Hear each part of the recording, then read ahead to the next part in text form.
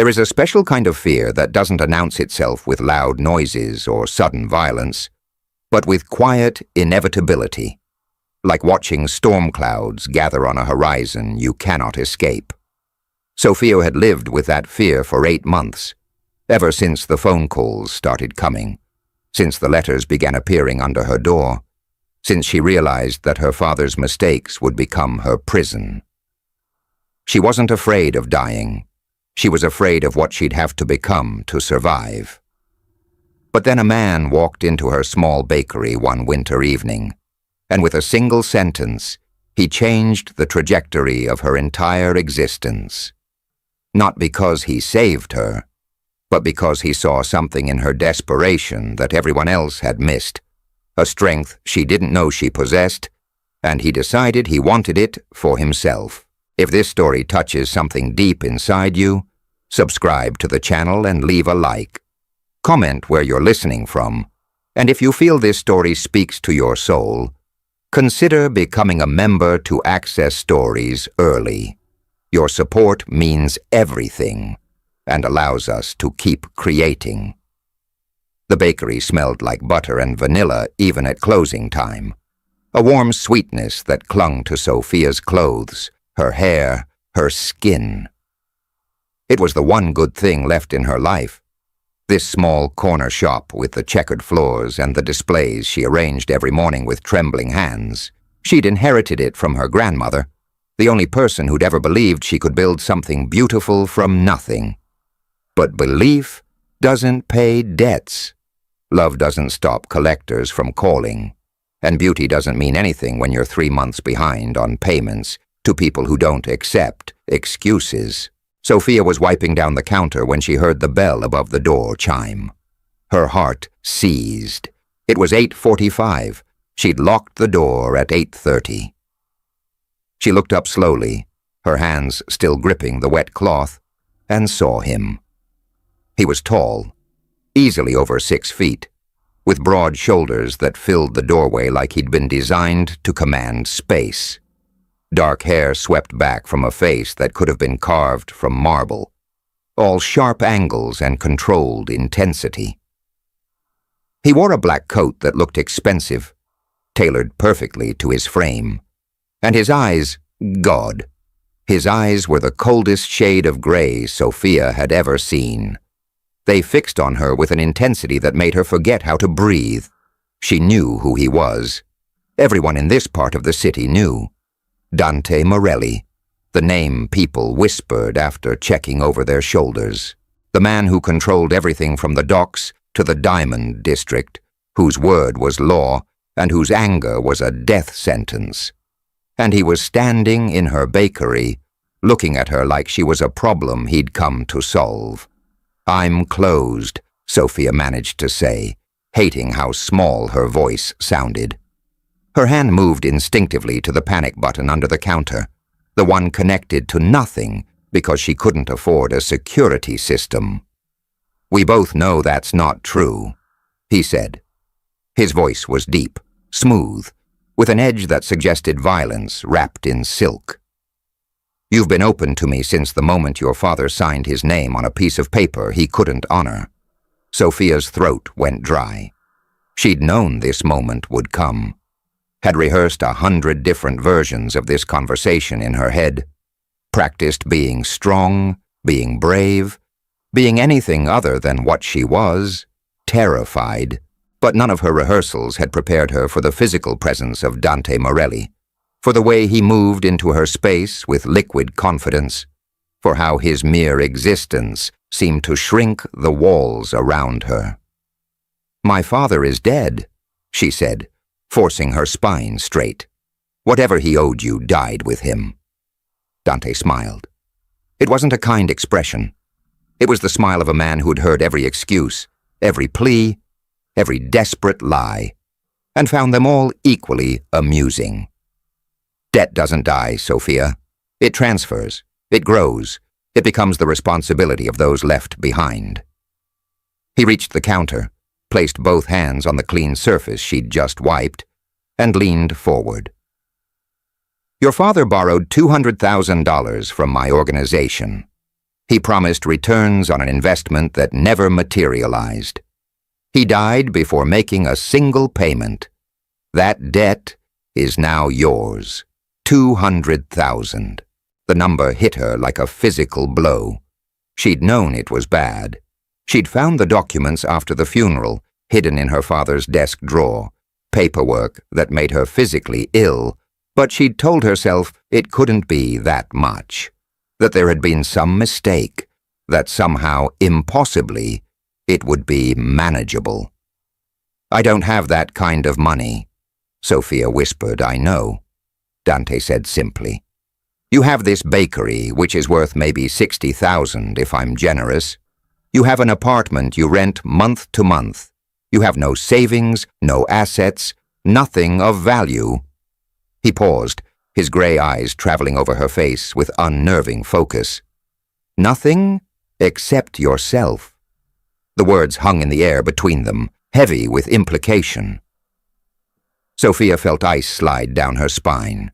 She'd heard the stories, everyone had, about women who disappeared into Morelli's world and came back changed, if they came back at all, about the clubs he owned, the services he provided to men with specific tastes and unlimited money, about bodies found in the river when someone tried to run. "I won't," she started, her voice breaking. "Whatever you're thinking, whatever you want, I won't. I'm not thinking what you imagine," Dante interrupted, his tone almost bored. "Prostitution is inefficient and unnecessarily complicated. I have easier ways to make money." He straightened, buttoning his coat with deliberate precision. "What I need is something else, entirely. Something you're uniquely positioned to provide." Sophia gripped the edge of the counter. "Then what? What could I possibly give you?" He studied her for a long moment, his expression unreadable. "Your father told me about you before he died. Said you were stubborn, that you refused to give up on this bakery even when any reasonable person would have walked away. He said you worked 16-hour days, that you learned every recipe by heart, that you had this annoying habit of caring too much about things that didn't matter." Dante took a step closer. "I need someone exactly that stubborn, that dedicated, that incapable of quitting." Sophia's heart was pounding so hard she could hear it. "For what?" Dante reached into his coat and pulled out a folded piece of paper. He placed it on the counter between them, smoothing it flat with one hand. It was a contract. Simple, official, terrifying in its brevity. "You will live in my home for 1 year," he said, his voice steady and inflectionless. "You will manage my household, prepare my meals, maintain my private spaces. You will be available when I need you and invisible when I don't. In exchange, your debt will be cleared completely. Full forgiveness. The bakery stays yours. Your life continues." She stared at the paper, her mind racing. This made no sense. Men like Dante Morelli didn't need housekeepers. They had staffs, professionals, people who knew how to navigate their dangerous worlds. And 1 year of domestic work wasn't worth $200,000. There had to be more. There was always more. "What's the catch?" she asked. Dante's expression didn't change, but something flickered in his gray eyes, something that might have been approval. "You're smart to ask. The catch is simple. You belong to me for that year. Completely. You don't leave the estate without permission. You don't contact friends or family without my knowledge. You don't ask questions about my business. You exist in my world, by my rules, until the contract expires." He paused, letting that sink in. "And you sleep in the room next to mine, every night." Sophia felt her stomach drop. "So this is about sex?" "No," Dante said flatly. "I have no interest in forcing myself on unwilling women. It's degrading and tedious. The sleeping arrangement is about security. I have enemies who would love nothing more than to find a weakness in my defenses. Having you close makes it easier to protect you and, by extension, protect my investment." She wanted to believe him. God, she wanted to believe him. But everything she'd heard about Dante Morelli suggested he was a man who took what he wanted, who bent the world to his will through force and fear. And he was offering her a deal that sounded almost reasonable, which meant it probably wasn't. "I need time to think," Sophia said. "You have until I finish counting to 10, Dante replied. "Then the offer expires and we move to less pleasant collection methods."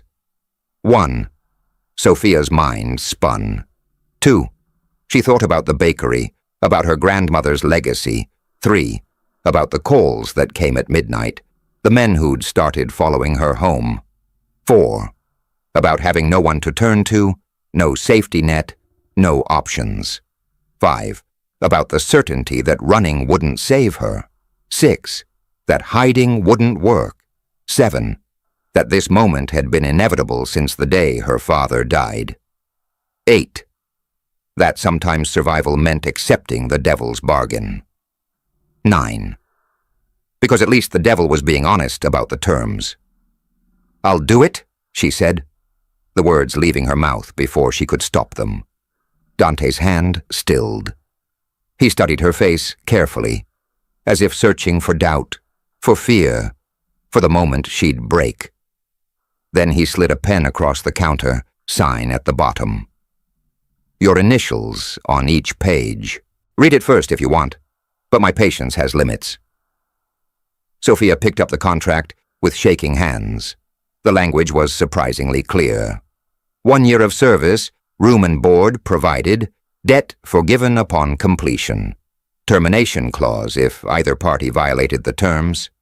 And at the bottom, in smaller print, the contracted party agrees to absolute discretion regarding all matters witnessed or discussed during the term of service. Violation will result in immediate termination of agreement and reinstatement of original debt with interest. She understood. This wasn't just about housekeeping. This was about secrets. About seeing things she'd never be allowed to speak about. About becoming part of a world that didn't let people leave unchanged. Sophia picked up the pen. Her hand hovered over the signature line for 3 heartbeats. Then she signed her name, each letter feeling like a small death. A piece of herself she was giving away. Dante took the contract, folded it precisely, and returned it to his coat. "A car will pick you up tomorrow at 6 a.m. Bring only personal items, nothing valuable. Everything else you need will be provided." "Tomorrow?" Sophia's voice cracked. "I need to arrange things. Close the bakery properly." "I'll handle the bakery," Dante interrupted. "It will be managed by my people during your service. When you return, it will be in better condition than you left it. Consider it a signing bonus." He turned toward the door, then paused. "One more thing, Sophia. Don't try to run. Don't try to be clever. Don't test me. I'm offering you a way out of an impossible situation. But my generosity has boundaries, cross them, and you'll discover why people fear my name."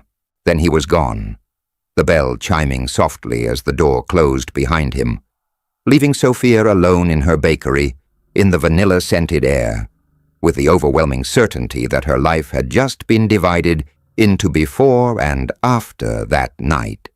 Sophia didn't sleep.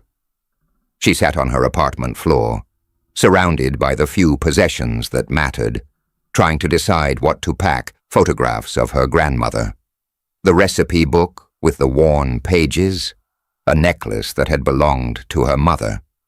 Everything else felt meaningless. She thought about calling someone, but who would understand? Who would believe that Dante Morelli had offered her a housekeeping contract instead of something infinitely worse? Who would tell her she was making the right choice? At 5:30 a.m., she stood by her window watching the street below. At 5:55, a black car pulled up. At exactly 6 a.m., there was a knock on her door. Sophia opened it to find a man in a dark suit, expressionless, professional. "Miss Chen? Mr. Morelli is waiting." The drive took 40 minutes, moving from the cramped streets of her neighborhood into areas she'd only seen in magazines. The houses grew larger, more distant from each other, hidden behind walls and gates that promised privacy and power. Finally, they turned onto a private road that wound through manicured grounds, past fountains and gardens, still beautiful despite the winter cold. The estate that appeared at the end of the drive was massive. Not a house, but a compound, all stone and glass and sharp architectural lines that suggested money so old it had stopped trying to prove anything. The car stopped at the main entrance. The driver opened her door without a word. Sophia stepped out, her single bag feeling impossibly small, and looked up at what would be her prison for the next year. The front door opened before she could knock. Dante stood there, dressed more casually than the night before, dark jeans and a gray sweater that somehow made him look even more dangerous. "On time," he said. "That's a good start. Come inside." The interior was stunning. Marble floors, high ceilings, art that probably cost more than her entire neighborhood, but it felt cold, sterile. Like a museum where someone had forgotten to add the human touches that made a space feel lived in.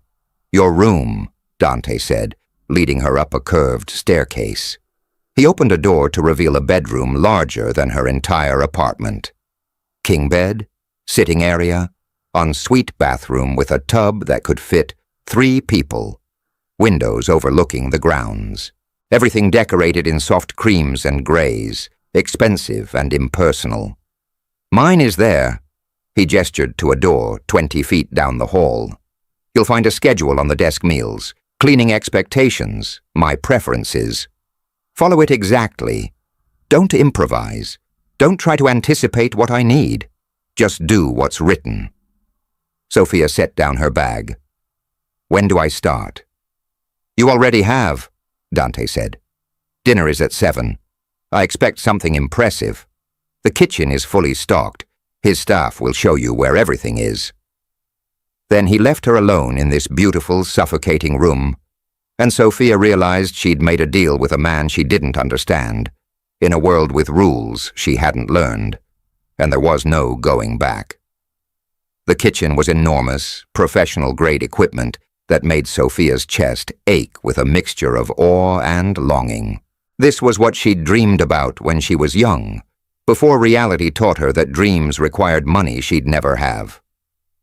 6-burner gas range, double ovens, a mixer that probably cost more than her car, every tool, every knife, every pan exactly where it should be, organized with military precision. A woman in her 50s stood by the counter, watching Sophia with suspicious eyes. "I'm Maria," she said, her accent thick, Eastern European, maybe. "I manage the house. Mr. Morelli says you'll be cooking now." Sophia heard the unspoken question. Why? What made her special enough to replace someone who had probably been doing this job perfectly well? "I'm Sophia," she offered carefully. "I'm just here temporarily. 1-year contract." Maria's expression didn't soften. 1 year is long time in this house. Most people don't last 1 month. She opened the refrigerator, revealing shelves stocked with ingredients that made Sophia's baker heart sing. Everything fresh, everything premium Mr. Morelli eats at 7 exactly. Never late.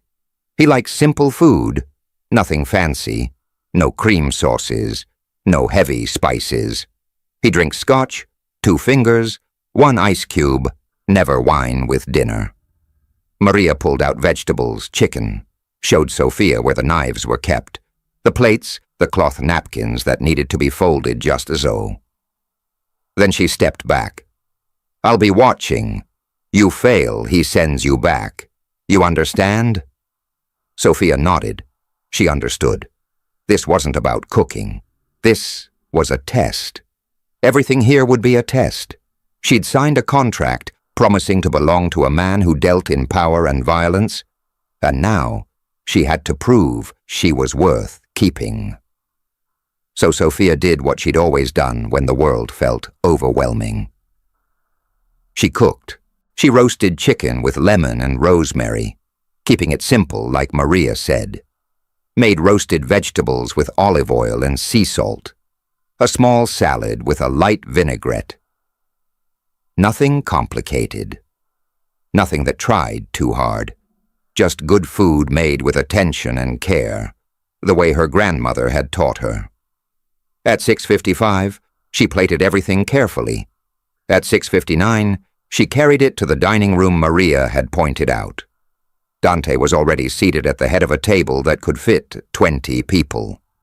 He looked up as she entered, his gray eyes tracking her movement as she set the plate in front of him. She'd expected instructions, criticism, something. Instead, he picked up his fork and began eating. Sophia stood awkwardly by the wall, unsure if she was supposed to leave, to stay, to speak. "Sit," Dante said without looking up. She blinked.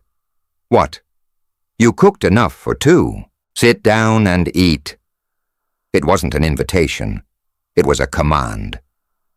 Sophia retrieved her plate from the kitchen and returned, taking a seat at the far end of the table, as distant from him as possible. They ate in silence. She couldn't taste anything, too aware of him watching her between bites, evaluating, judging. When he finished, Dante set down his fork with precision. "You studied under someone," he said. It wasn't a question. "My grandmother," Sophia answered quietly. "She taught me everything. Traditional techniques, no shortcuts. This chicken, how long did you brine it?" "I didn't. I dry brined it this afternoon. Salt and herbs under the skin. Let it sit for 3 hours. Dante nodded slowly. "The vegetables are roasted at exactly the right temperature. Not mushy. Not raw. You understand heat and timing. And you didn't try to impress me with unnecessary complexity." Sophia wasn't sure if that was a compliment or just an observation. "Thank you." "Don't thank me for stating facts," he said.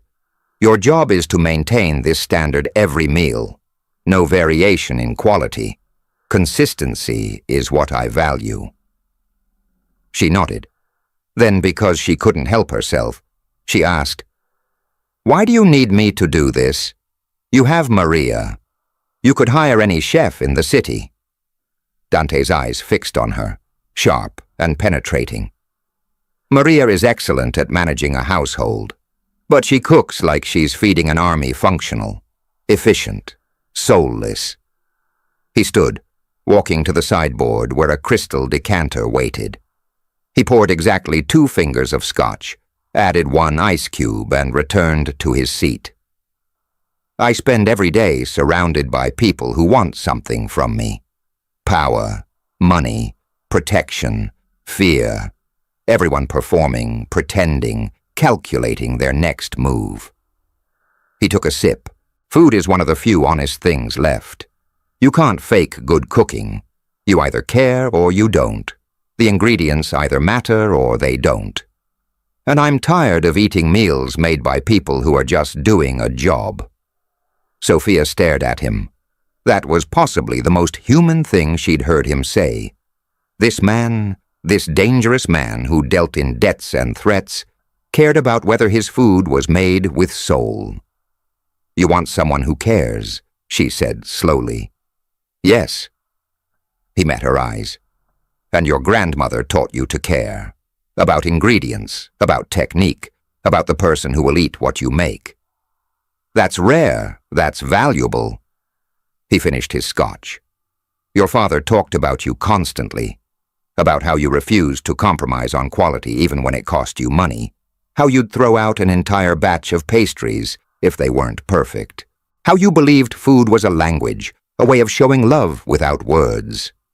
Sophia's throat tightened. Her father had told Dante Morelli those things? When? Why? Your father was a fool with money, Dante continued, his voice hard again.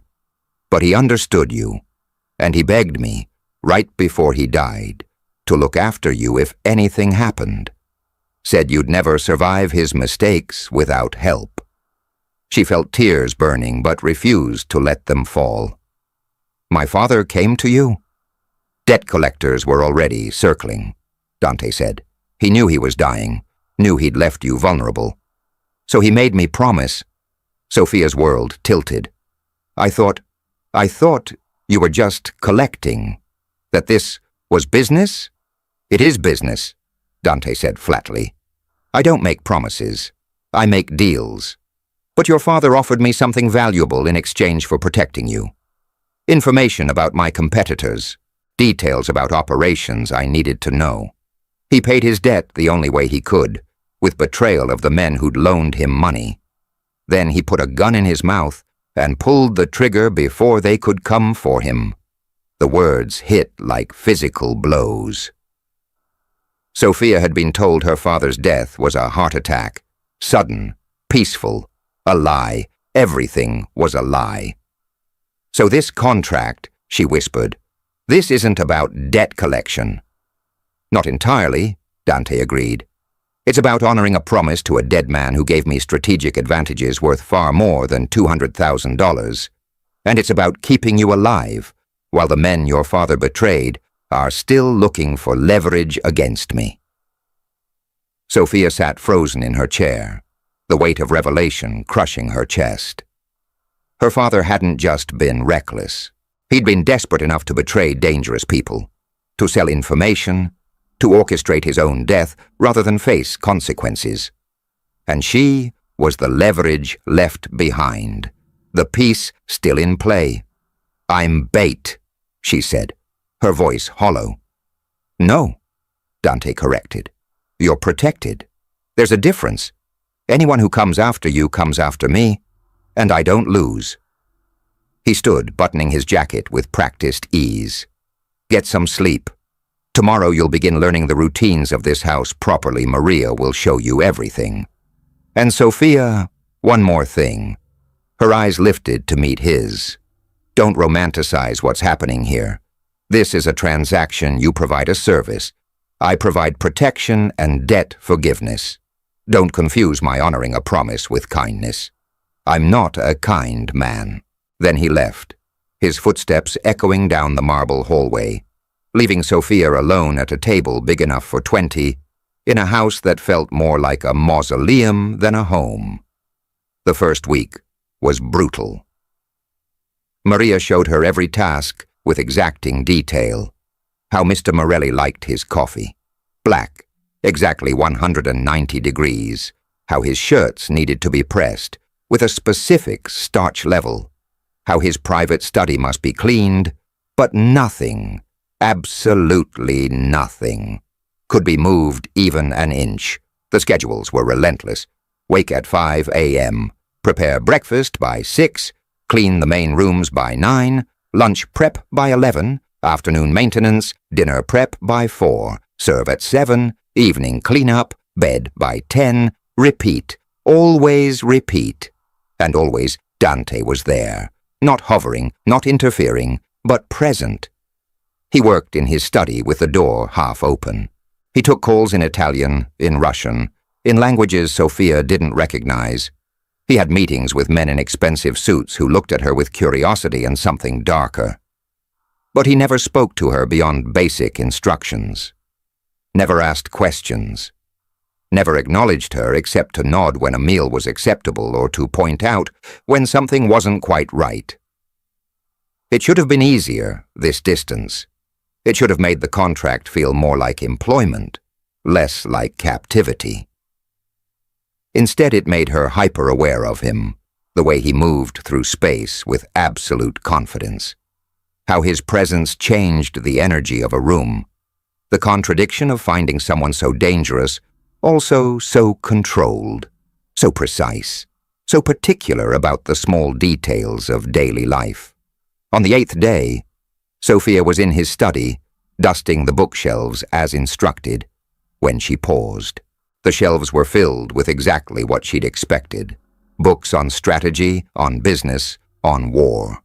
But there, on the third shelf, was something that didn't fit: poetry. She pulled it out carefully. Neruda, in Spanish. The pages were worn, annotated in the margins with handwriting she recognized from the contract signature. "You read Spanish?" Dante's voice came from directly behind her. Sophia jumped, nearly dropping the book. She spun to find him standing closer than she'd realized, watching her with those unnerving gray eyes. "No, I'm sorry. I shouldn't have touched. I asked if you read Spanish," he repeated, his tone neutral. "A little," Sophia admitted. "My grandmother spoke it. She taught me some." Dante reached past her and took the book from her hands. His fingers brushed hers for half a second. She felt heat where they touched. "Do you know this poem?" He opened to a marked page. She looked at the words, translated haltingly in her mind. "It's about longing, about wanting someone so completely that their absence becomes physical pain, about love that consumes." Dante's expression didn't change, but something flickered in his eyes. Close. "It's about obsession, about the danger of wanting something you can never truly possess. The difference matters." He closed the book and returned it to the shelf. "Why do you care about poetry?" Sophia asked before she could stop herself. It was breaking the rules. Don't ask about his personal life. Don't probe. Don't try to understand him. But the question was out, hanging in the air between them. Dante was quiet for a long moment. Then, surprisingly, he answered. "My mother was a literature professor before she married my father. She believed words had power, that the right poem at the right moment could change how you see the world." He touched the spine of the Neruda book. "She read to me every night, even after my father forbade it, even when it earned her punishment, until the night she couldn't anymore." Sophia heard what he didn't say the night his mother died. She wanted to ask how, wanted to understand the wound beneath the stone exterior. But his expression had closed again, the momentary vulnerability locked away. "Your lunch is late," Dante said, his voice cold again. "Don't let personal curiosity interfere with your duties." He walked out, leaving Sophia standing among his books, holding her dust cloth, feeling like she'd glimpsed something she wasn't supposed to see. But that night, when she served dinner, there was a book beside her plate, a collection of love poetry in English. No note, no explanation, just the book, placed there deliberately. Sophia looked up. Dante was already eating, his attention seemingly on his food, his phone, anywhere but her. But she knew he'd left it. This man who claimed to be nothing but transaction and cold business had given her something personal, and she didn't know what that meant. The weeks began to blur together. Sophia fell into the rhythms of the house. She learned that Dante worked impossible hours, often awake until 3 a.m., up again at 6. That he had nightmares sometimes. She could hear him through the walls, though he never mentioned them. That he liked her cooking more than he admitted. She could tell by how he ate every bite. By the way he lingered over meals instead of rushing through them, she learned he was fluent in 7 languages. That he played piano? She heard it sometimes late at night. Melancholy pieces that made her chest ache. That he donated anonymously to schools in poor neighborhoods. That his reputation for ruthlessness was earned. She'd overheard enough phone calls to know he destroyed people who crossed him.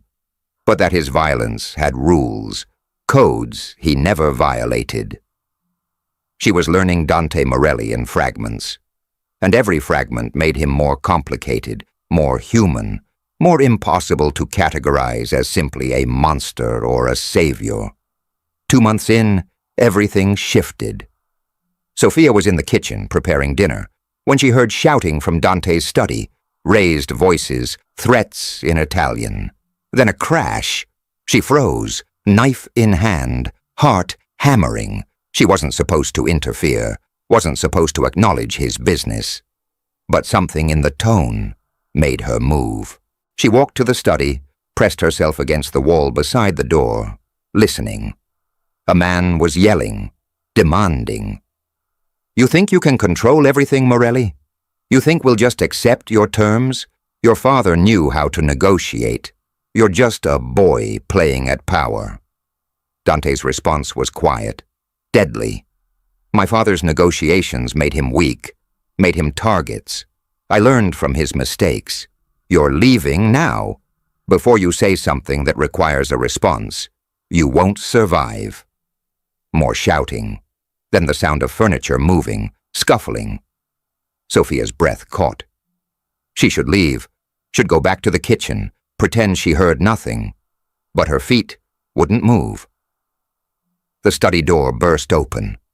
A man stumbled out, face red with rage, straightening his jacket. He saw Sophia standing there and his expression twisted into something cruel.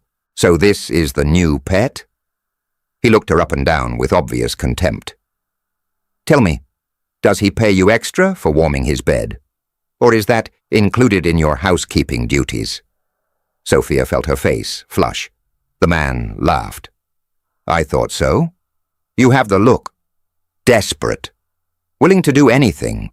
Your father should have raised you better." Before Sophia could respond, Dante appeared in the doorway. His face was calm. Too calm.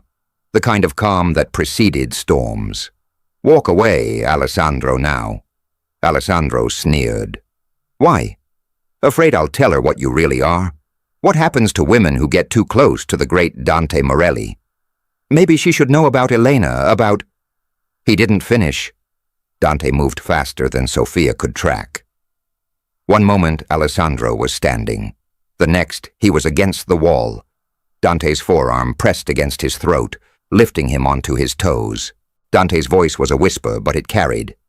"You speak her name again, and I will kill you. Not threaten. Not warn. Kill.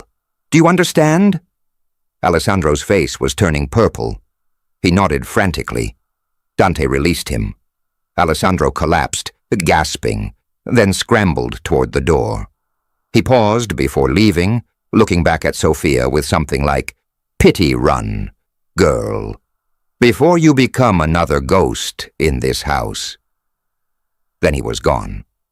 The silence that followed was suffocating. Sophia stood frozen, trying to process what had just happened, who Elena was, what the ghost comment meant, why Dante's entire body was vibrating with barely contained rage. She expected him to walk away, to pretend nothing had occurred. Instead, he turned to her. His gray eyes were dark, stormy, filled with something that looked dangerously close to pain. "You weren't supposed to hear that. I'm sorry," Sophia whispered. "Don't apologize. Just come with me." It wasn't a request. Dante walked past her, heading not to his study but to a different room, one Sophia had never been allowed to enter. He opened the door and waited. She followed. The room was an art studio. Canvases everywhere, some finished, most half-complete. Abstract pieces, all in shades of gray and black and deep blue. Angry slashes of paint. Chaotic patterns that somehow formed cohesive images. Pain translated into color. "This is where I come," Dante said quietly, "when words aren't enough, when control starts slipping." He gestured to the paintings. "This is what I am underneath the suits and the strategy. Chaos, trying to pretend it's order." Sophia walked slowly through the space, looking at each piece. They were raw, violent in their emotion, but also beautiful in a way that hurt to witness. "You made all of these?" "Yes." He leaned against a table covered in paint tubes and brushes. "For years, since I was 17. Since—" He stopped. "Since Elena?" Sophia asked softly. Dante's jaw tightened. His mother's name was Elena. Alessandro knew that would provoke me. It's an old wound he likes to press. Sophia understood then. The poetry, the late-night piano, the art. All of it was about grief. About a mother lost too young. I lost my mother when I was 12, Sophia said. She didn't plan to share this, didn't plan to offer him anything personal. But the words came anyway. Car accident. Sudden. One day she was there, and the next the world was just empty. Dante looked at her. Really looked. Not with the calculating assessment she'd grown used to, but with recognition. Like he was seeing someone who understood a language only they spoke. "How did you survive it?" he asked. "I cooked," Sophia admitted. "I learned every recipe my grandmother knew. I turned grief into bread, into pastries, into food that meant something, because at least cooking made sense. Follow the recipe, and you get the expected result, unlike everything else in life." Dante nodded slowly. "I painted. I fought. I learned to control everything around me because I couldn't control what mattered." He pushed away from the table, walking to a canvas covered with a cloth. He hesitated, then pulled the cloth away. The painting beneath was different. Softer. A woman's face, rendered in careful detail. Dark hair, gentle eyes, a sad smile. She was beautiful. She was real. "Your mother," Sophia breathed. Dante nodded. "I paint her every year on the anniversary of her death.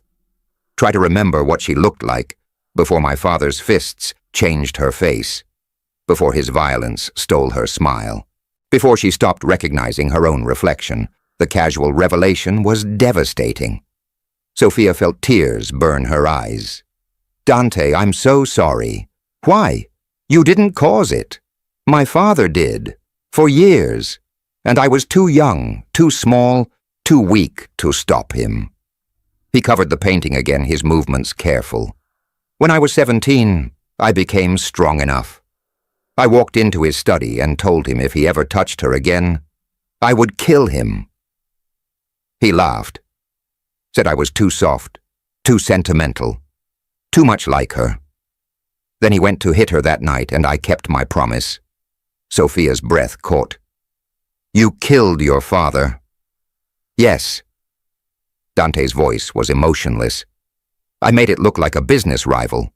Started building my reputation on the story that I'd avenged my father's murder, became the thing he'd always wanted. Ruthless, feared, powerful." He turned to face her fully. "And my mother never forgave me. She died 6 months later. Wouldn't speak to me. Wouldn't look at me. I saved her life, and she hated me for it. Because to her I'd become exactly what she'd always feared, a monster." The pain in his voice was like a physical presence in the room. Sophia understood now, understood why he isolated himself, why he built walls, why he controlled every aspect of his life with such precision. Because the one time he'd lost control, he'd lost everything. "You're not a monster," Sophia said quietly. He laughed, bitter and sharp. "I've killed 17 people, Sophia. Ordered deaths of dozens more. I traffic in fear and violence. I destroy anyone who threatens my power. What would you call that? A man who was broken too young and never learned how to heal." The words hung between them. Dante stared at her like she'd spoken in a language he didn't understand. "You should be afraid of me," he said finally. "You should count the days until this contract ends and run as far as possible." "Maybe," Sophia agreed. "But I'm not. Because I see you. Not the reputation. Not the performance. You. And you're just someone who learned to survive by becoming sharp edges, by never letting anyone close enough to hurt you again." She took a step toward him. "But maybe," she said softly, "maybe that's the loneliest way to live." Dante's expression cracked. Just for a moment, just long enough for her to see the man underneath the armor. Lonely, afraid, desperate for connection he'd convinced himself he didn't deserve. Then he rebuilt the walls. "Dinner's cold," he said roughly. "Tomorrow? Serve it earlier." He walked out of the studio, leaving Sophia alone among his paintings, his grief, his carefully guarded heart. But something had shifted. Some wall had thinned, and they both knew it. The days after the studio revelation were different. Subtle changes that Sophia noticed in the margins of routine. Dante began eating breakfast with her instead of just drinking coffee alone. He asked about her day, small questions that felt like testing the waters of normalcy. He recommended books from his library, leaving them in her room with pages marked. And sometimes, late at night, she'd hear the piano playing and know he was thinking about their conversation, about the vulnerabilities he'd exposed 3 months into the contract. Sophia woke to find the house in chaos. Maria rushing through hallways, guards she'd never seen before positioned at every entrance. Something had happened. Something bad. She found Dante in his study, on the phone, his voice cold and commanding as he spoke rapid Italian. When he saw her in the doorway, he ended the call. "There's been a situation," he said. "The men your father betrayed have made a move. They know you're here. They want you as leverage to force my hand on a territory dispute." Sophia felt ice in her stomach. "What does that mean?" "It means you don't leave this house. Not for anything.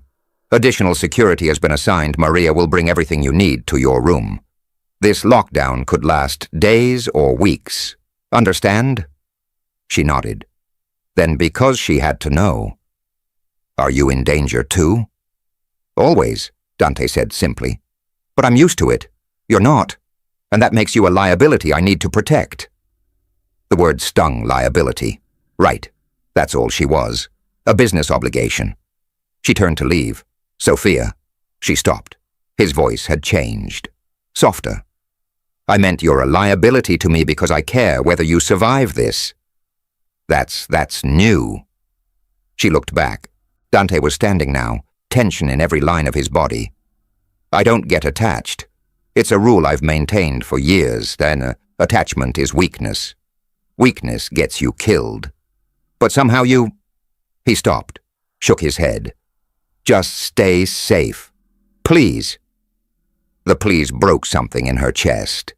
This man who commanded with authority, who never asked for anything, had just said, please. She wanted to go to him, to close the distance, to offer comfort the way he'd inadvertently offered it to her in the studio. But guards appeared in the hallway, and the moment shattered. Sophia spent 3 days locked in her room. Maria brought food, but Sophia barely ate. She could hear activity throughout the house, phone calls, urgent meetings, vehicles coming and going at all hours. And she couldn't stop thinking about Dante somewhere in this chaos, making decisions that might get him killed, protecting a woman who was just a transaction, just a promise to a dead man. On the 3rd night, someone knocked on her door. Not Maria's efficient tap. Something more hesitant. Sophia opened it to find Dante standing there. He looked exhausted. His shirt was wrinkled. He hadn't shaved.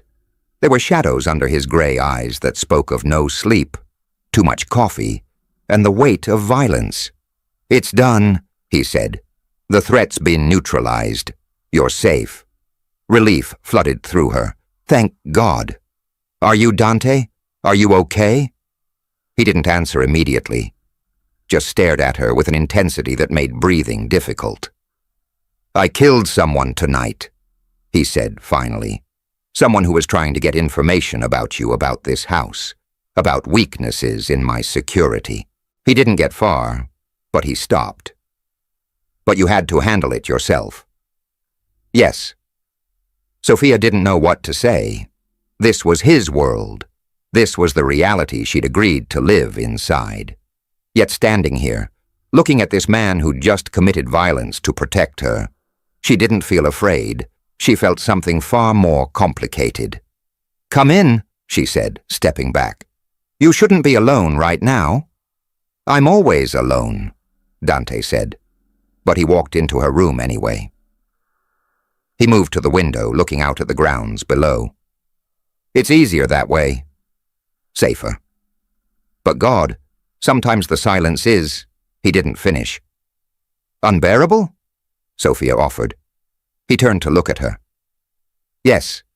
He crossed the room slowly, stopping just close enough that she could feel the heat of him, smell the cologne mixed with exhaustion and stress. "Why aren't you afraid of me?" he asked. "After everything you know, everything you've seen, I should terrify you." Sophia met his eyes. "Maybe you did, at first.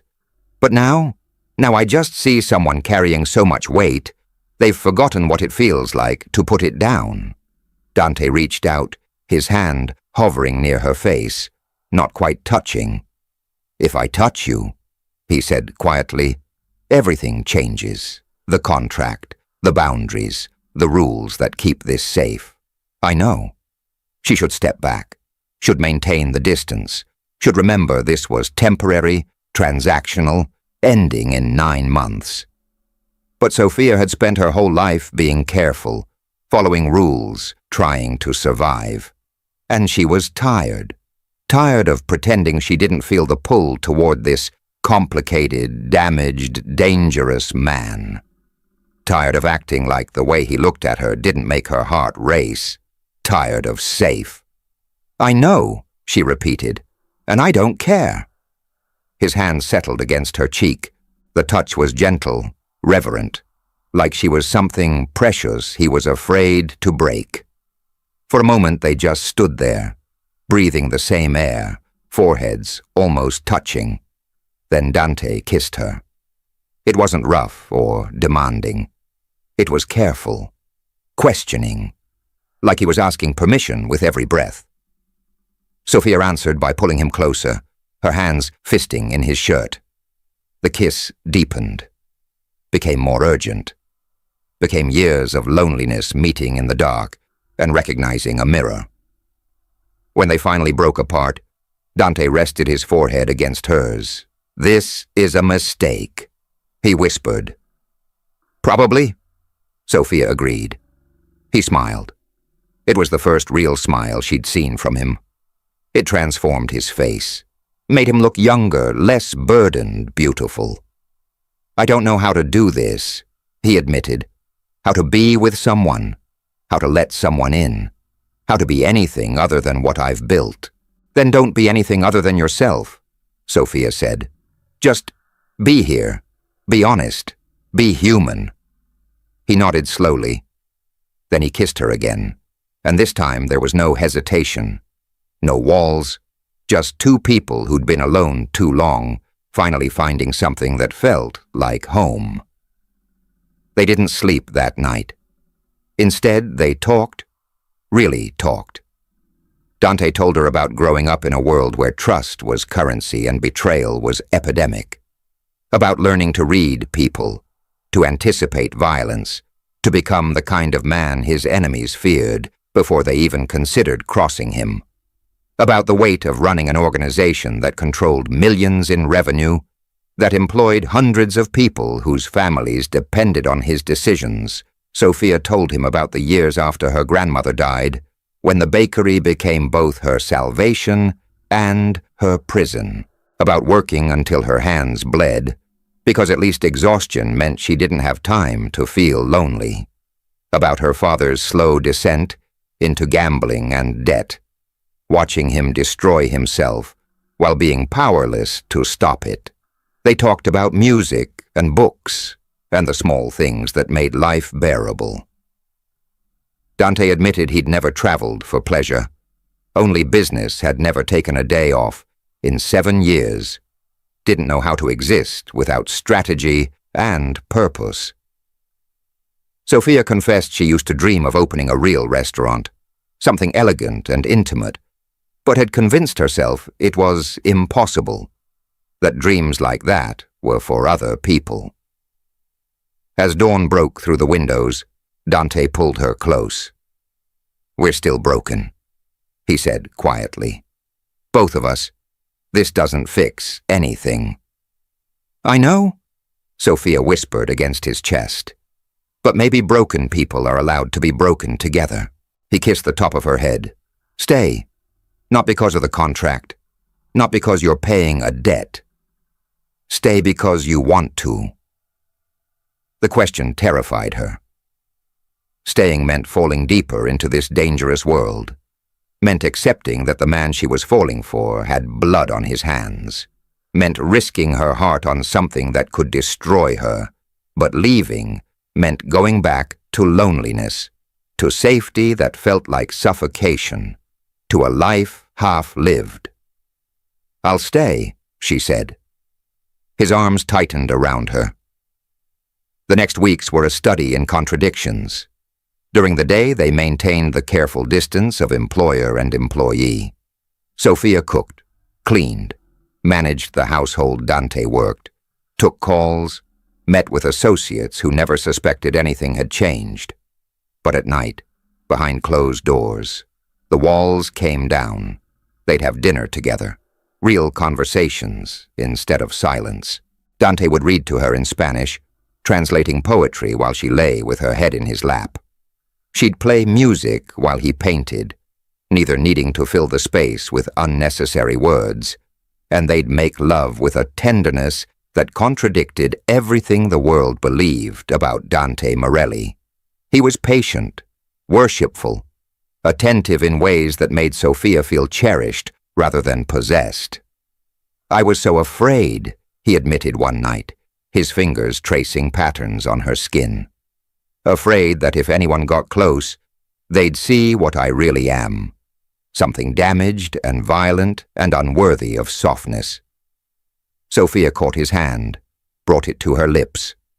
"You're also brilliant and lonely and capable of more love than you let yourself feel. That's what I see." 4 months into the contract, things began to change in ways neither of them discussed. Dante started consulting her on decisions, small things at first, which art to buy, whether to donate to a specific charity, then bigger questions. Should he expand into new territory? How to handle a territorial dispute without bloodshed? He valued her perspective, her ability to see human elements he'd trained himself to ignore. Sophia found herself becoming part of his world in ways that went beyond the contract. She sat in on meetings, not speaking but observing, learning the dynamics of power, the careful balance of respect and fear that kept Dante's empire stable, understanding that his violence, while real, was also calculated, strategic, never random. She was falling in love with him, truly and terrifyingly in love. And she knew it was dangerous, knew that loving a man like Dante meant accepting a future filled with uncertainty. But her heart didn't care about logic. Then one evening, everything shifted again. Sophia was in the kitchen when Maria came in, her face pale. "Mr. Morelli wants you in his study, now." Something in her tone made Sophia's stomach drop. She walked to the study on shaking legs. Dante was standing by the window, his posture rigid. A man she didn't recognize sat in one of the leather chairs. He looked official. "Legal?" "Sophia," Dante said without turning. "This is Anthony Rossetti. He's my attorney. We need to discuss something important." She sat down slowly. "Okay." The lawyer opened a briefcase and pulled out documents. "Miss Chen, I've been instructed to present you with an amended contract. Your current agreement expires in 8 months. Mr. Morelli wishes to renegotiate terms." Sophia looked at Dante. He still wasn't facing her. "What kind of terms?" The lawyer continued. "Mr. Morelli is prepared to offer full ownership of your bakery, free and clear. An additional settlement of $500,000. and guaranteed protection from any future claims related to your father's debts. In exchange, you'll agree to extend your service here indefinitely, with the option to leave at any time with 3 months' notice. It was a generous offer, more than generous. But something about how Dante was standing, about the formal lawyer delivery, also felt wrong. "Why?" Sophia asked. "Why the amendment?" The lawyer glanced at Dante. "That's between you and Mr. Morelli to discuss. I'm just here to formalize the legal aspects." He stood, leaving the documents on the desk. "Take your time reviewing. I'll return next week for signatures." Then he left, and Sophia was alone with Dante, who still hadn't looked at her. "What's really happening here?" she asked quietly. Dante finally turned. His face was carefully blank. "I'm offering you a way to stay that removes the coercion of the original contract. You're not trapped anymore. You can leave whenever you want." "But He stopped, took a breath. "I'm asking you to stay anyway. This isn't about debt or obligation. This is me wanting you here." Permanently, Sophia stood, crossing to him. "Then why do you look like you're bracing for rejection?" "Because I know what I'm asking," Dante said, his voice rough. "I'm asking you to choose this life. Choose me, despite everything you know, everything you've seen. I'm asking you to love a man who will always have enemies, who will always carry violence in his hands, who can't promise you safety or normalcy or any of the things you deserve." He finally met her eyes, "And I'm terrified you'll say no." Sophia reached up, framing his face with her hands. "I've been in love with you for weeks. Saying yes to the contract doesn't change that." Dante's expression cracked. "You what?" "I love you," she said simply. "I love that you read poetry in Spanish, that you paint your pain, that you're tender with me even though the world knows you as ruthless. I love that you honor promises to dead men and value honesty over comfort." She smiled. "I love you, Dante. Not despite the darkness, because you carry it with such careful control, because you never let it touch me, because underneath everything, you're just someone who wants to be seen and accepted completely. And I do. I see you. I accept you. I choose you." Dante pulled her into his arms so tightly she could barely breathe. "Say it again," he whispered against her hair. "I love you. Again. I love you, Dante Morelli. I love you."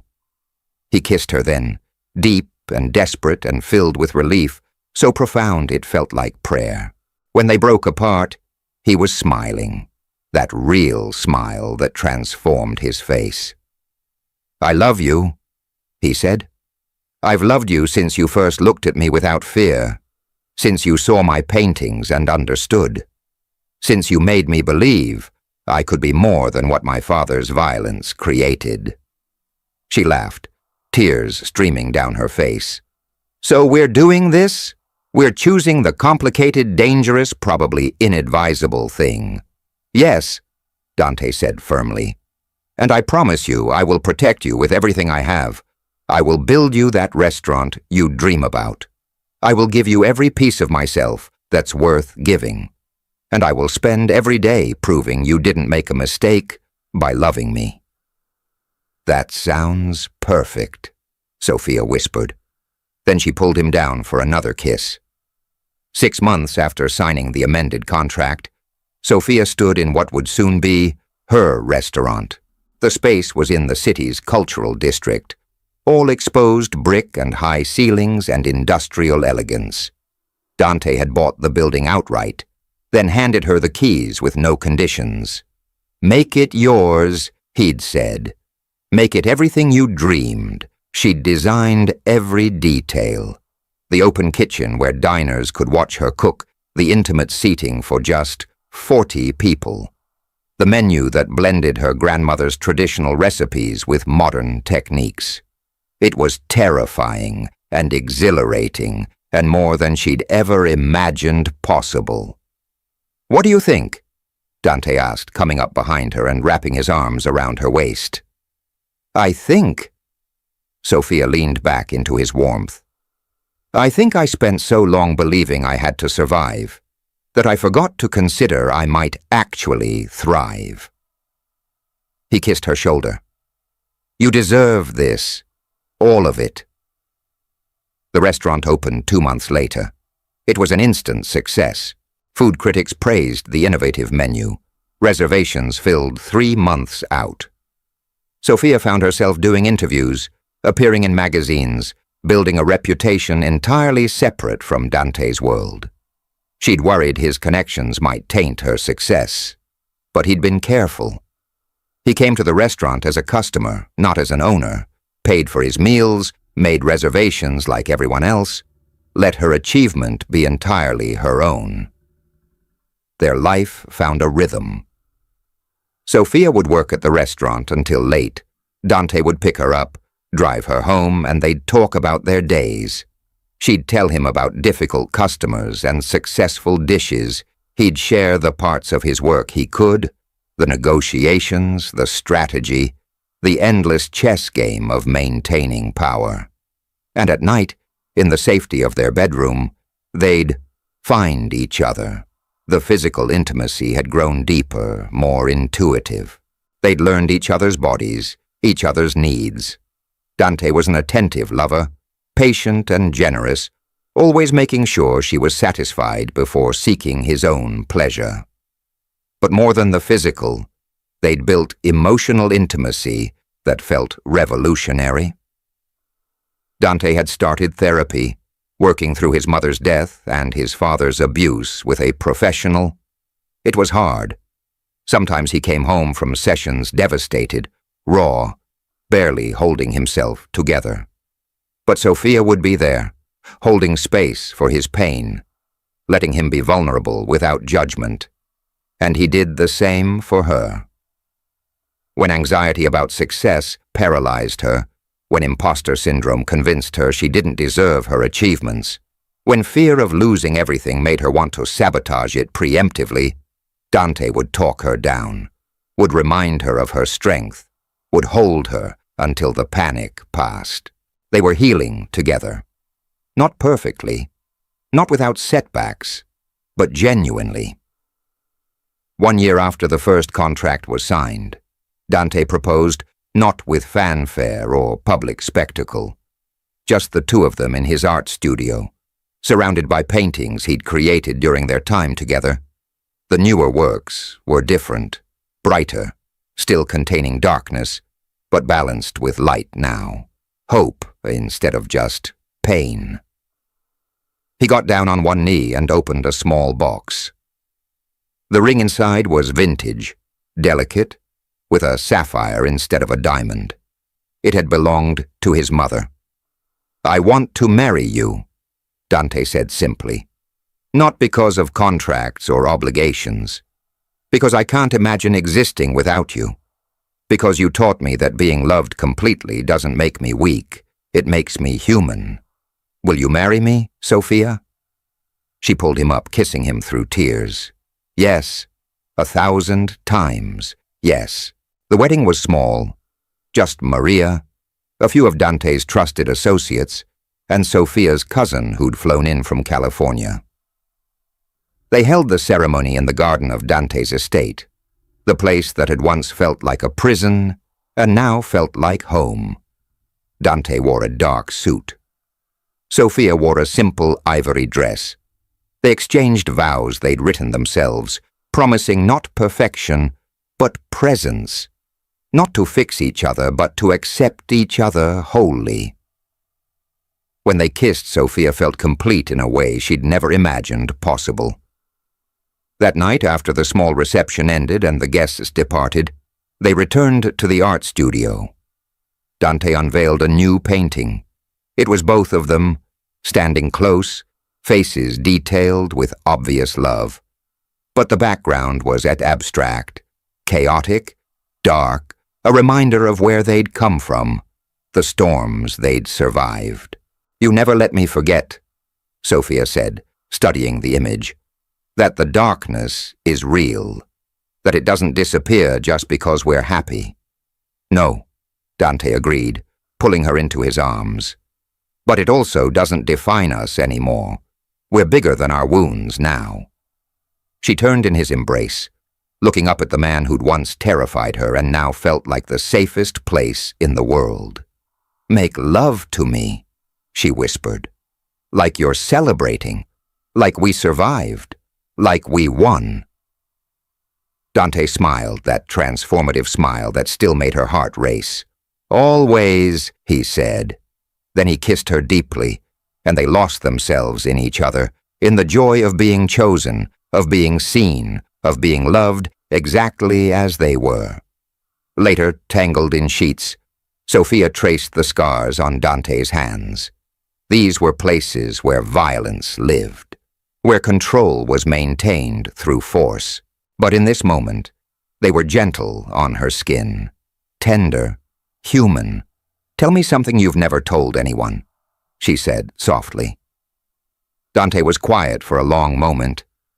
"Then I'm afraid every day that I'll wake up, and you'll realize you made a mistake. That you'll see me for what I really am and leave. I'm afraid I'm too damaged to sustain this happiness, that I'll destroy it somehow just by being myself." Sophia pressed a kiss to each scarred knuckle. "You are damaged. So am I. That's why this works. We don't need perfect. We just need honest." His arms tightened around her. "I love you so much, it terrifies me. I love you so much I'd burn the world down to keep you safe. I love you, Sophia, in ways I didn't know were possible." She blinked back tears. "I love you too. Always." They fell asleep like that, wrapped around each other, two people who'd been broken by life and put back together through the radical act of accepting each other completely. 3 years into their marriage, Sophia sat in the garden, her hands resting on her rounded stomach. She was 6 months pregnant. They'd been trying for a year, and when the test finally showed positive, they'd both cried. Dante was terrified, admitted he didn't know how to be a father, didn't have models for healthy parenting, was afraid he'd damage their child the way his father had damaged him. But Sophia reminded him that being afraid meant he cared. That consciousness of potential harm was the first step in preventing it. That he would be different because he chose to be now. Watching him walk toward her across the garden, she saw that fear and determination mixed in his expression. He sat beside her, placing his hand over hers on her stomach. "Do you think we can really do this?" he asked quietly.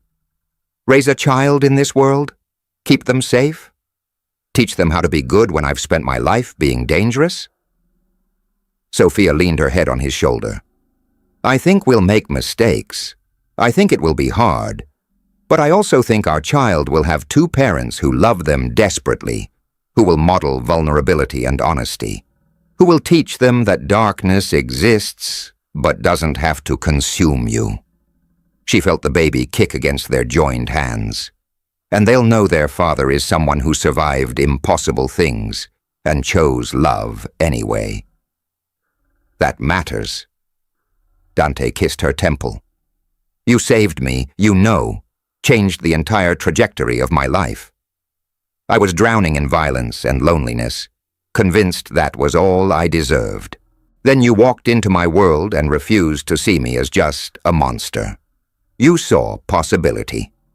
Sophia smiled. "You saved me too. I was trapped by debt and fear and limited imagination. You gave me freedom, gave me permission to dream bigger than survival." Their daughter was born on a spring morning. 8 pounds, dark hair, gray eyes exactly like her father's. They named her Elena, after Dante's mother. When he held her for the first time, Dante wept.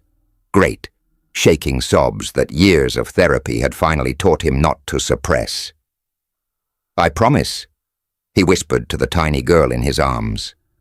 I promise you'll never be afraid of me. I promise I'll be gentle. I promise I'll love you so completely you'll never doubt your worth. I promise to be better than what was done to me."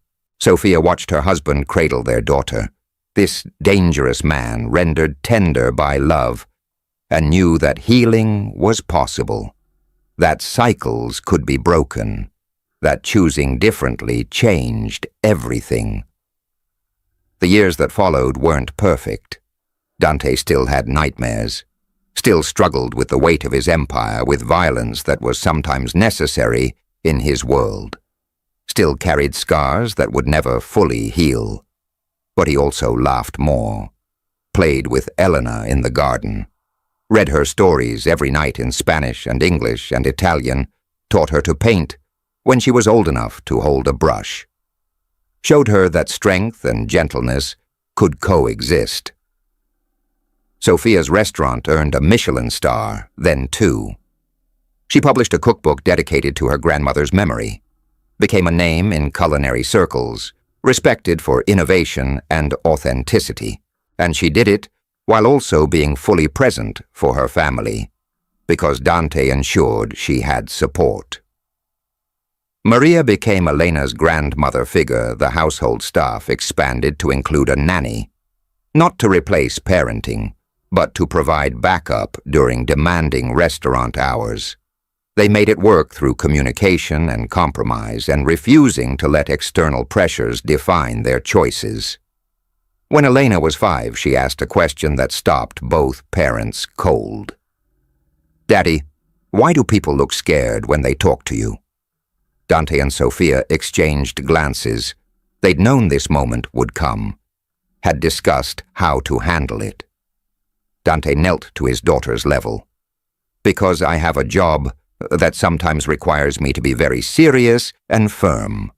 People respect me, but sometimes respect looks like fear." Elena frowned. "But you're nice. You make me pancakes and read me stories. To you, yes," Dante said carefully, "because you're my daughter and I love you more than anything. But in my work, I have to make hard decisions that affect a lot of people. Sometimes those decisions aren't popular." "Does that make you bad?" Elena asked. Dante looked at Sophia, who nodded encouragement. He turned back to his daughter. "It makes me complicated. I try very hard to be good, to be fair, to only use strength when necessary. But I've made mistakes. I've hurt people. I carry that with me every day. So no, I'm not bad, but I'm not simple either. Can you understand that?" Elena thought for a moment.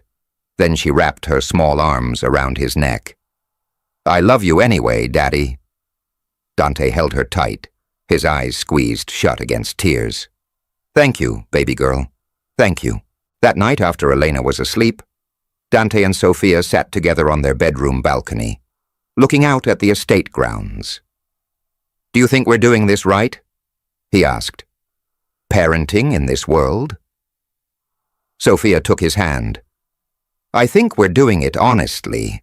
That's all we can do." He pulled her closer. "Sometimes I look at you and Elena and feel terror. Not of you, but of losing you. Of something happening that's beyond my control. Of my past catching up and destroying this future we've built. That fear never entirely goes away, does it?"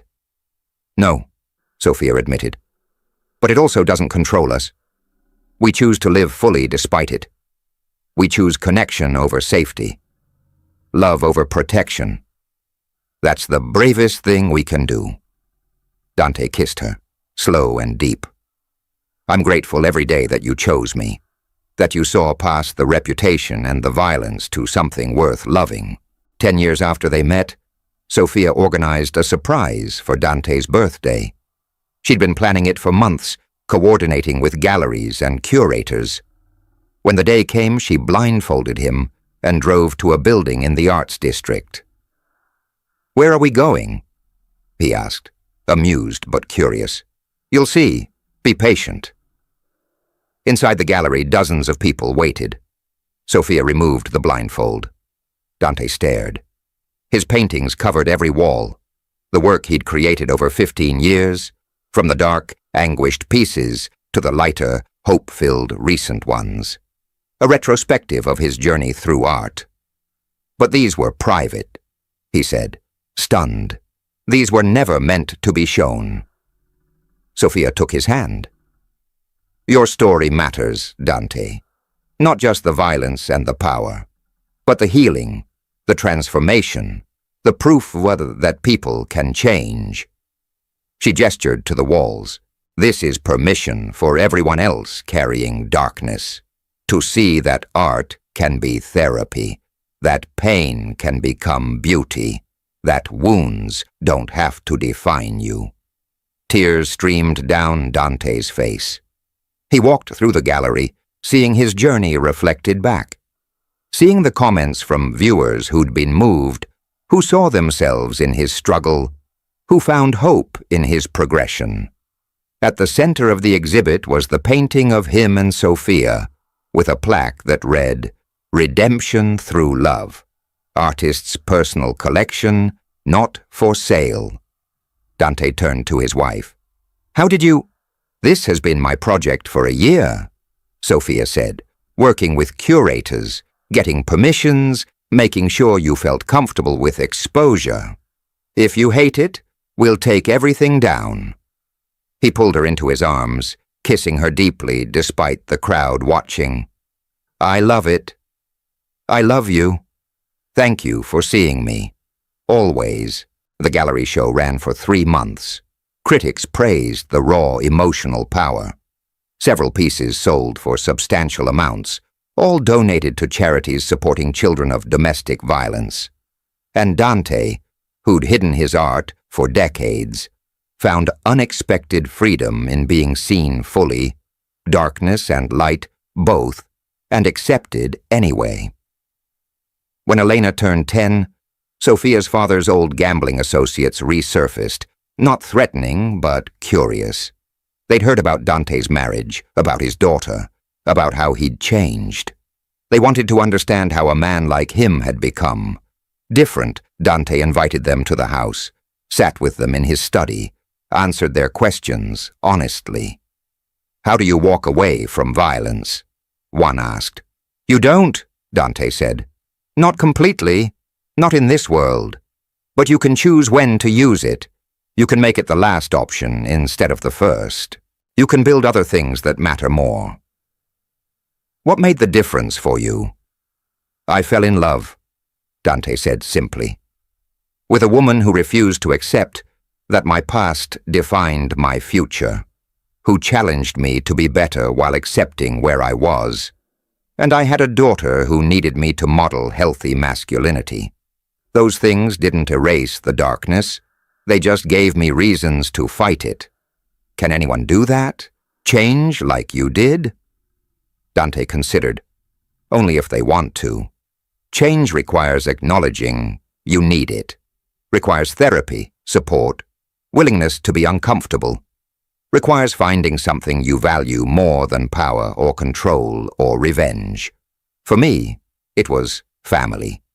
For others, it might be different. But yes, anyone who genuinely wants to change can. The men left thoughtful. 3 of them eventually reached out for therapy referrals.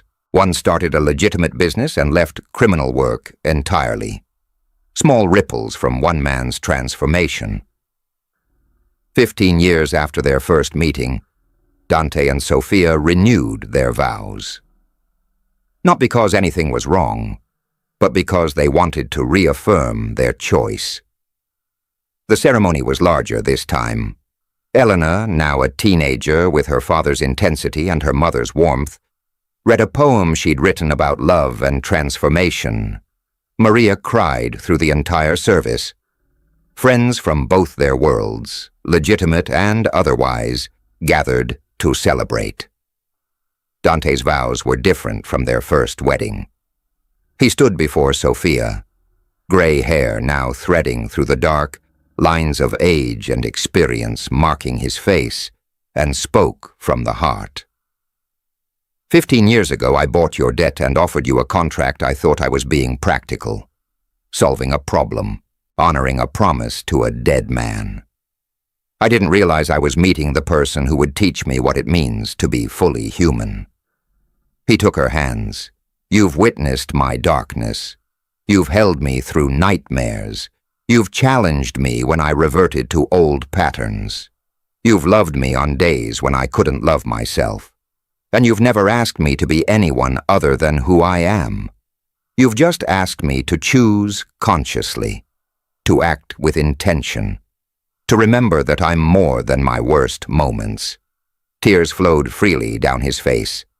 I promise to keep choosing you, every day, in every moment, through whatever comes next, because loving you is the best thing I've ever done, the truest thing, the most redemptive thing.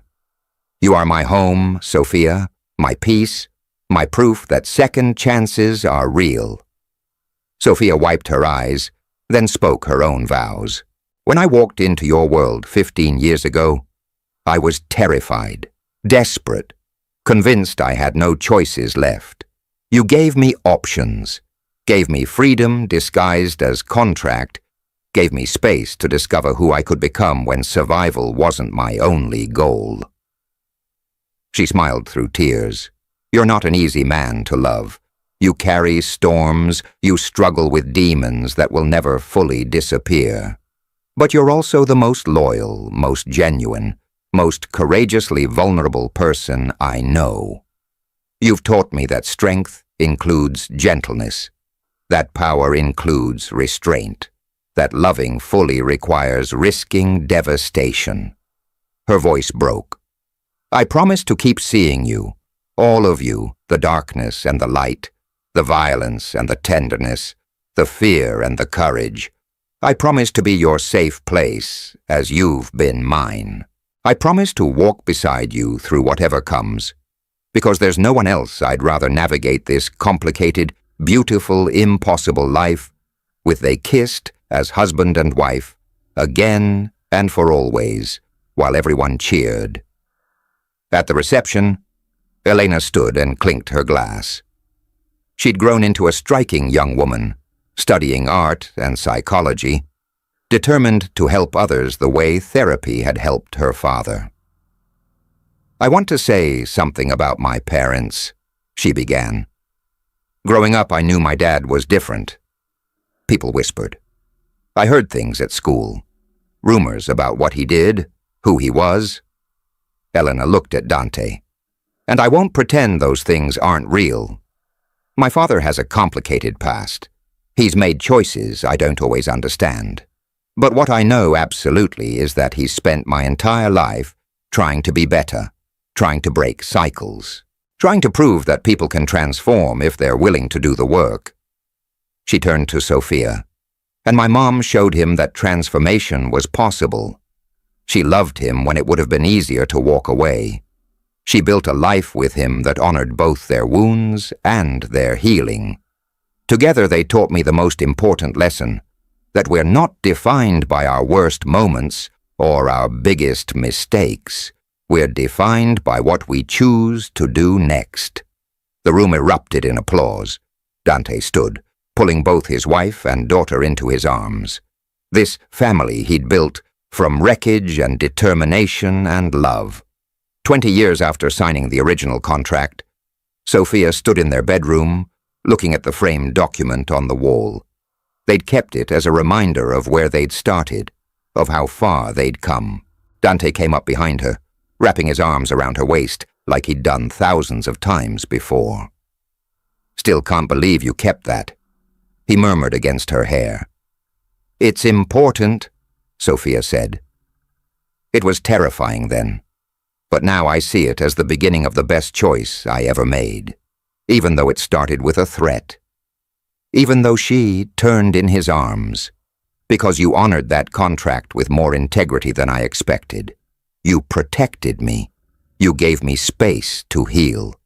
You let me see your humanity. And somewhere in that first year, terror became trust. Trust became affection. Affection became love. Dante cupped her face. I told you your body would pay the price, but I never imagined the price would be this. His thumb traced her smile. You making me feel things I'd buried so deep, I thought they were dead. You resurrecting parts of me I'd given up on.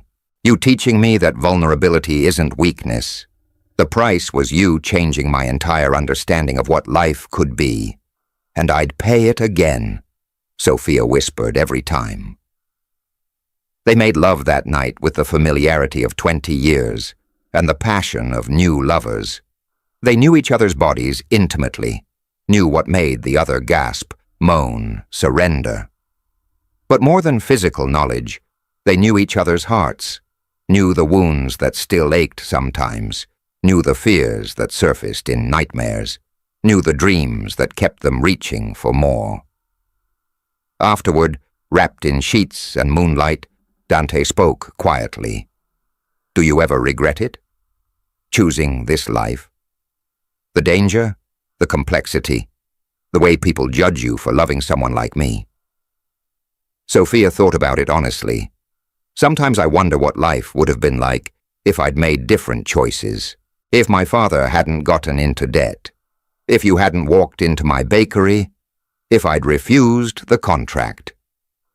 She propped herself up on one elbow, looking down at him. But then, I remember that every other path would have meant missing this. Missing you. Missing Elena. Missing the restaurant and the growth and the love that shaped me into who I am. So no, I don't regret it. Even on the hardest days, I choose this. Choose you. Choose us. Dante pulled her down for a kiss. You're the best thing that ever happened to me. The only purely good thing in a life filled with moral ambiguity. Sophia laughed, softly. I'm not purely good. I'm just as complicated as you. I've made peace with your violence. I've benefited from your power.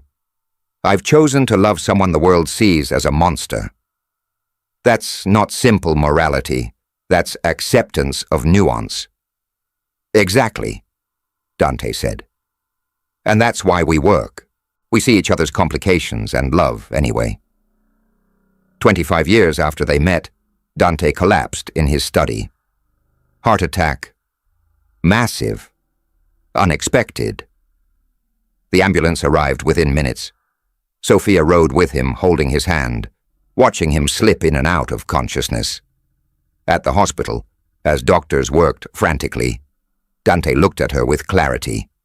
If I don't make it, he rasped, know that you were worth everything, every choice, every change, every moment. Don't you dare, Sophia said fiercely. Don't you dare give up. We're not done yet. But if this is it, he continued, if this is how the story ends, promise me you'll keep living, keep cooking, keep loving. Don't let grief make you small. I need you to promise. She was sobbing. I promise. But you're going to be fine. You're going to survive this, because we have more life to live, more grandchildren to meet, more memories to make. So fight, Dante. Fight like you've fought everything else. He squeezed her hand once, then was wheeled away. The surgery took 8 hours. Elena arrived from college, pale and terrified. Maria came, friends gathered. They waited in that horrible limbo where the future hung in balance. Finally, a surgeon emerged. He made it. It was touch and go, but he made it. The recovery would be long, months of cardiac rehab, lifestyle changes, reduced stress. But he would live. Sophia collapsed into Elena's arms, relief so profound it felt like being reborn. When she was finally allowed to see him, Dante was pale, surrounded by monitors, but alive. His eyes opened when she took his hand. Still here, he whispered. Not ready to leave you yet? Good, Sophia said, tears streaming. Because I'm not ready to let you go. They have a long time before that's necessary, Dante said. The doctor said if I take care of myself, I could have another 20 years. Then we'll take them, Sophia said firmly. All 20, and we'll make them count. The heart attack changed things. Not dramatically, but in small, significant ways. Dante stepped back from the most stressful aspects of his business, delegating to trusted lieutenants he'd spent years cultivating. He still consulted, still made strategic decisions, but the day-to-day violence and pressure were handled by others. He spent more time painting, more time with family, more time simply being instead of constantly doing. Elena graduated with degrees in psychology and art therapy. She opened a practice specifically for children of trauma, using creative expression as a healing tool. Watching her work, Dante saw his legacy transformed. Not the violence or the power, but the healing, the proof that wounds could become wisdom. Sophia's restaurant celebrated its 20th anniversary. She'd trained a team of chefs who could run things without her constant presence, which gave her freedom to travel with Dante. They visited Italy, Spain, Japan, places he'd been for business but never really seen. They ate at tiny family restaurants, explored markets, collected recipes and memories. One evening in Barcelona, walking along the beach at sunset, Dante pulled Sophia close. "Tell me something. If you could go back to that night 27 years ago, when I walked into your bakery, would you change anything, knowing everything that would happen?" Sophia considered I'd be less terrified. I'd ask more questions. I'd probably try to negotiate better contract terms. She smiled up at him. But I wouldn't change the choice. I'd still sign. I'd still stay. I'd still fall in love with you, even knowing how hard it would be sometimes. Especially knowing that, Sophia said, because the hard parts were worth it. The growth, the healing, the love, all of it required difficulty. Easy doesn't build character. Easy doesn't create the kind of connection we have. Dante kissed her forehead. You're wiser than I am. I'm just more willing to admit that struggle has value. Sophia laughed. You taught me that too. Taught me that surviving hard things makes you stronger, not broken. 30 years after the contract was signed, they sat together in the art studio. Dante was working on a new series, commissioned by a museum. Transformation through love, they were calling it. Pieces that chronicled his journey from violence to vulnerability. Sophia was reading, occasionally looking up to watch him work. This was contentment. This was the life they'd built from impossible beginnings. Elena appeared in the doorway, a young man beside her. Mom, Dad, this is Marcus. We've been dating for 6 months, and I wanted you to meet him properly. Dante set down his brush, immediately assessing. This was instinct, the protective father evaluation. But he'd learned to temper it with trust in his daughter's judgment. Marcus looked nervous but determined. He met Dante's eyes without flinching. Elena told me about your past, sir. About your work, your choices, your transformation. I want you to know I respect what you've built. I respect how you've fought to be better. And I love your daughter for all the reasons you and Mrs. Morelli raised her to be extraordinary. Dante studied him for a long moment. Then he smiled. Call me Dante, and if you're brave enough to introduce yourself, knowing my reputation, you're brave enough to be part of this family. Welcome. The relief on Marcus's face was palpable. Elena hugged her father. Thank you for not being scary. I'm always scary, Dante said. I'm just choosing not to use it on someone who makes my daughter happy. That night after Elena and Marcos left, Sophia asked, What do you think? About him. He seems genuine, Dante said. Nervous but sincere. He'll be good to her. How do you know? Because he looked at Elena the way I look at you, Dante said simply. Like she's the most precious thing in the world. Like he'd destroy himself before hurting her. That's the look that matters. Sophia rested her head on his shoulder. When did you become so romantic? "I've always been romantic," Dante protested. "I just hide it under layers of intimidation and tactical planning." 35 years after they met, Dante and Sofia became grandparents. Elena gave birth to twin boys. When Dante held them for the first time, he wept just as he had with Elena. These tiny humans, so vulnerable and perfect, represented a future he'd never imagined. "You're going to teach them to paint," Sofia said, watching him with the babies. "Teach them that men can be strong and gentle. Teach them everything you wished someone had taught you." "I will," Dante promised. "And they'll never fear me. They'll know me as Grandpa who makes up stories and sneaks them extra cookies and believes they can be anything they choose." "That's exactly who you are," Sofia said. "The man you always had potential to be. You just needed permission to become him." They split their time between the estate and a smaller home near Elena's family. Dante found unexpected joy in ordinary grandfather duties. Reading bedtime stories, building block towers, having serious conversations with toddlers about why the sky was blue and whether superheroes were real. One of the twins, Christopher, showed early artistic talent. The other, Daniel, was drawn to cooking. By age 5, they were spending weekends at grandparents' house, learning painting and baking, respectively. "This is legacy," Sofia said, watching Dante guide Christopher's brush while Daniel helped her knead dough. "Not the empire or the power. This teaching, loving, being present for another generation."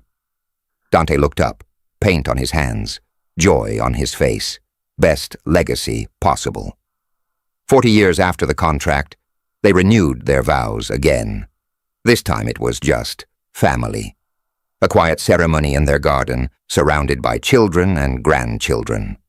The vows were simple, a reaffirmation of everything they'd promised before, with the added weight of decades proving those promises could be kept. When Dante spoke, his voice was thick with emotion. 40 years ago, I thought I was making a business transaction, solving a problem, being practical." He looked at Sofia, this woman who'd aged beside him, whose face showed laugh lines and silver hair and the beauty of a life fully lived. "But you were never a transaction. You were revolution. You were the moment everything changed. You were proof that love could redeem, could heal, could transform even the most damaged soul." His hand shook slightly as he took hers, arthritis beginning to limit movement that had once been perfectly controlled.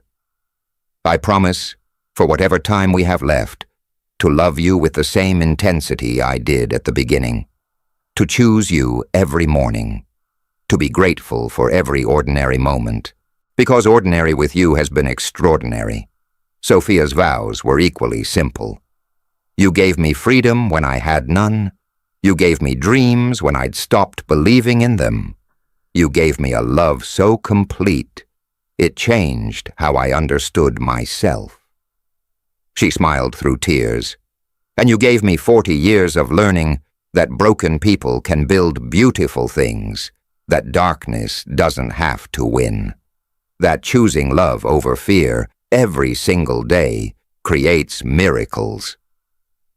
They kissed as the sun set, surrounded by everyone they loved, everything they'd built, and the profound peace of knowing they'd gotten it right. 45 years after Dante walked into Sofia's bakery, he sat in his studio, working on what would be his final series. His hands were slower now, arthritis making detailed work difficult. But the vision was clear, a retrospective of their entire journey. Each painting captured a moment. The first showed Sofia in her bakery, fear and determination in her eyes. The second showed their first dinner, tension and possibility. The third showed the night in her room when walls came down piece after piece, documenting their transformation. The paintings were raw, honest, showing both beauty and struggle. because that was the truth of their love. It hadn't been easy, but it had been real. Sofia found him there one afternoon, surrounded by canvases. "What are you creating?" "Our story," Dante said simply. "So when we're gone, people will know it's possible. We'll know that the most damaged people can heal if they're willing. We'll know that love isn't about perfection. It's about acceptance." She moved behind him, wrapping her arms around his shoulders. "It's beautiful."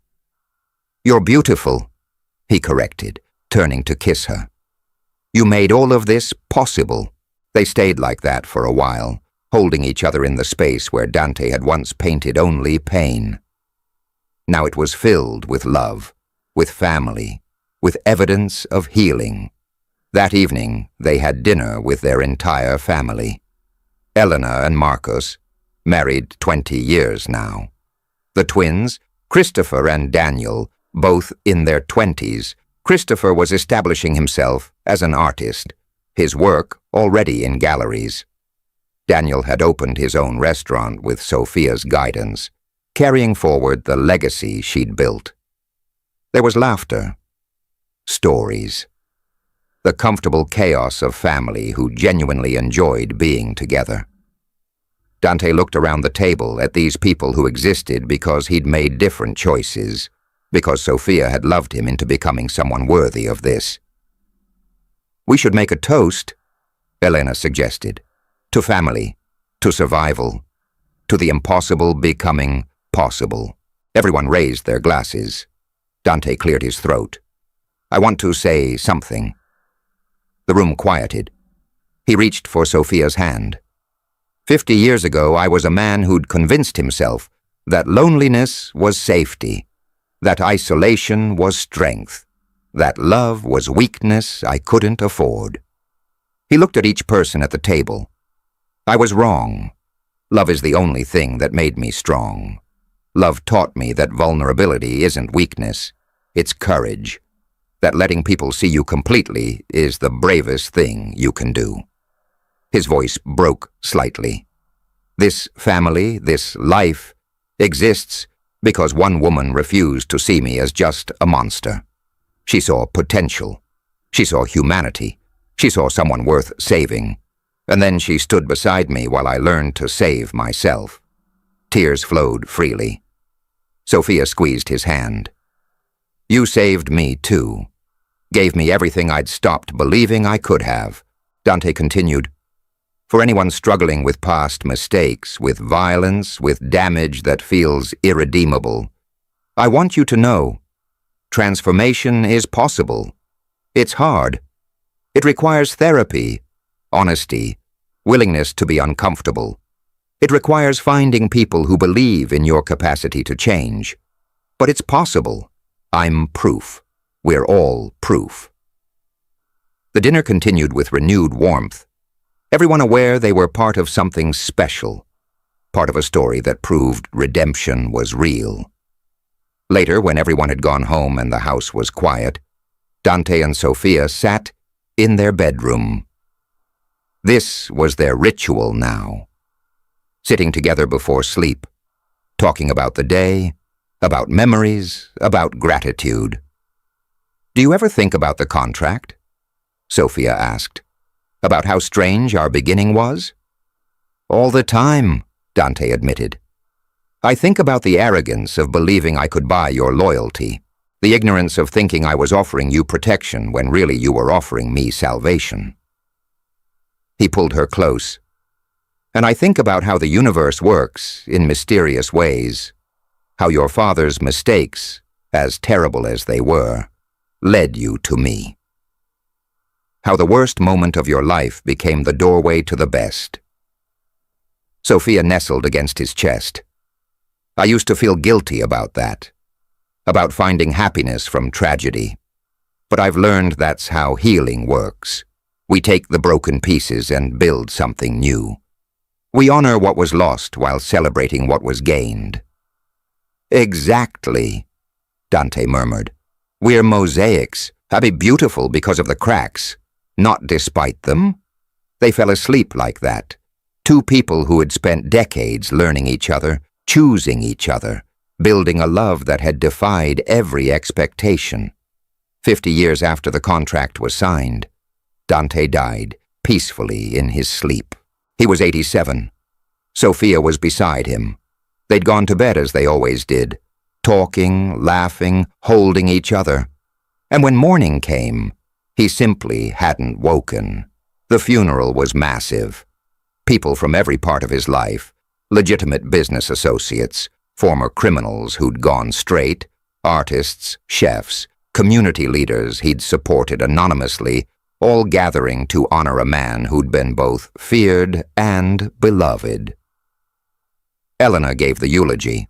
She spoke about transformation, about cycles broken, about a man who'd carried unimaginable pain and turned it into art, into love, into legacy. "My father was not a perfect man," she said. "He made choices he regretted. He carried wounds that never fully healed. But he was a man who chose to be better every single day, who fought against his own darkness with courage that most people will never need to find." She looked at Sophia, sitting in the front row, grieving but strong. "And he was a man who loved my mother with an intensity that changed both of them. Their love story wasn't conventional. It wasn't easy, but it was real. It was proof that people can change, that love can heal, that redemption is possible." Christopher and Daniel spoke about their grandfather, about the man who taught them that strength included gentleness, that power included restraint, that masculinity could be tender without being weak. Marcus spoke about a father-in-law who'd welcomed him despite reputation and rumor, who'd taught him that judging people by their worst moments denied them the possibility of growth. Finally, Sophia stood. She wasn't sure she could speak without breaking, but she owed him words. 50 years ago, Dante walked into my bakery and changed my life. She looked at the photo beside his casket. Strong, intense, beautiful, even in age. He offered me a contract that terrified me, offered to take away my debt in exchange for service. And I said yes, because I had no other choice. She smiled through tears, but every day after that first one, I chose him again. I chose him when I learned about his past. I chose him when I saw his darkness. I chose him when loving him would have been easier to walk away from than to embrace. Her voice strengthened, and he chose me. Every single day, through success and failure, through joy and grief, through sickness and health, he chose to be present, to be vulnerable, to love me with everything he had. Sophia looked around the room.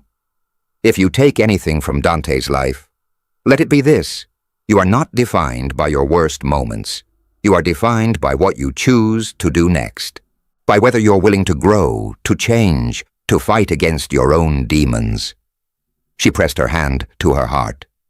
Dante fought, and he won, because love was stronger than violence, connection was stronger than isolation, hope was stronger than despair. And I will carry him with me, in every meal I cook, every person I love, every moment I choose courage over fear, because that's what he taught me. That's his legacy. That's how he lives on. The service ended with Christopher playing piano, one of the pieces Dante used to play late at night. Melancholy but beautiful. Sad but hopeful.